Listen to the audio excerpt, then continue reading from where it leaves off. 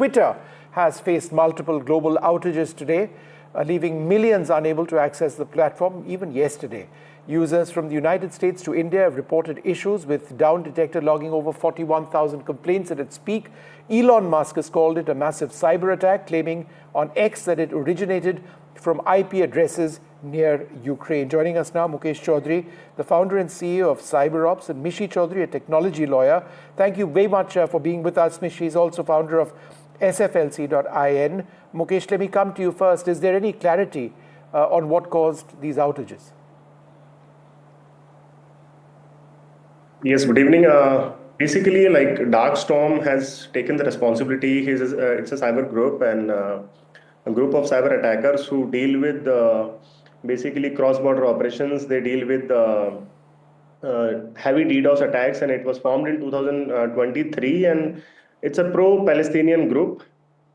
So they attack these kind of heavy and very mass kind of attack, which happens wherein like they infect multiple computer systems, millions of computer systems through their malicious script, and use those computer systems in various different countries to perform the attack on the respective server of the website. Now, the actual users of the website or the server won't be able to access that particular application or that website, since these malicious attacks are being executed. Now, this can take a couple of minutes or a couple of hours to counter. As far as X is concerned, they have also taken certain time to counter it. So this is how it happens.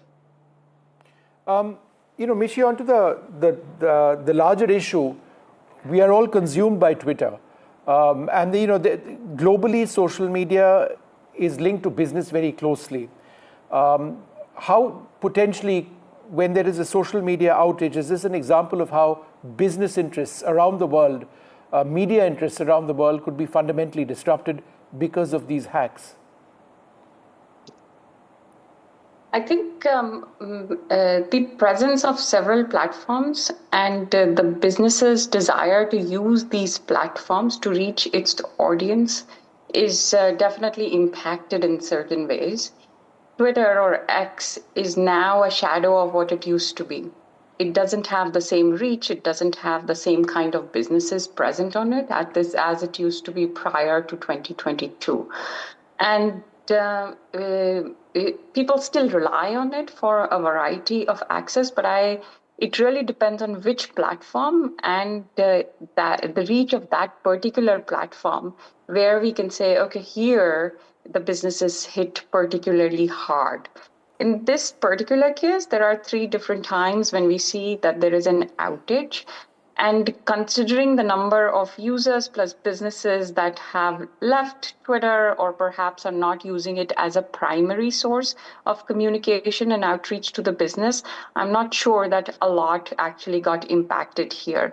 But your larger point about that the presence of business on platforms, what it means in terms of selling, what it means about customer service, etc., that does get impacted. Mukesh, how do companies as large as Twitter actually fight this kind of threat? One would assume that Twitter is well protected against malicious interests like this, but the fact that you had multiple outages and the fact that Twitter stayed silent by and large throughout a lot of what we saw yesterday and today, what does that indicate?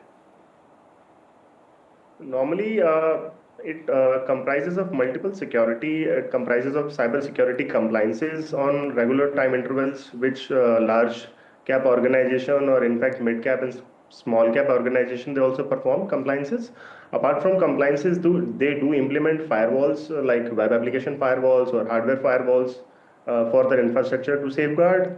And apart from that, there are different security protocols which they execute, like CDN they apply for the network security, and they apply other applications and firewalls wherein like their real IP address should not be disclosed. So if the real IP address of the server is disclosed over the internet, it becomes easier for any attacker to execute the attack, to perform the attack.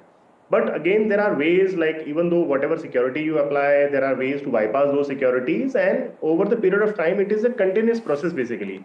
So attackers also keep on searching for the loopholes, and the security persons also keep safeguarding their infrastructure through applying the all possible methods to safeguard their infrastructure from the attackers and hackers. So it's an ongoing process. Sometimes the hackers win, sometimes the organizations, they wins to defend themselves from the attackers. Amishi, Elon Musk called it a massive cyber attack, which clearly it is, but he said that the IP addresses originated near Ukraine. Is that something that the hackers may have deliberately tried to do to sort of indicate that these IPs were in Ukraine when in fact they may have been elsewhere? Obviously, the cause which Mukesh has identified, pro-PLA, hackers, they don't have very much to do with Ukraine.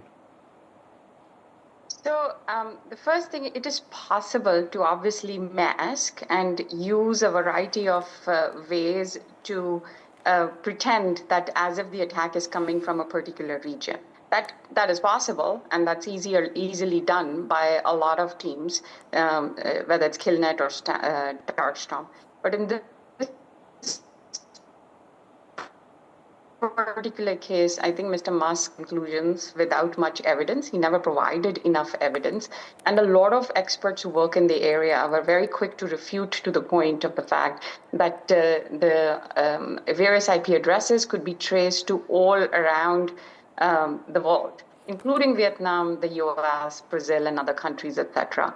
And the amount of rogue traffic which was coming directly from Ukraine was insignificant.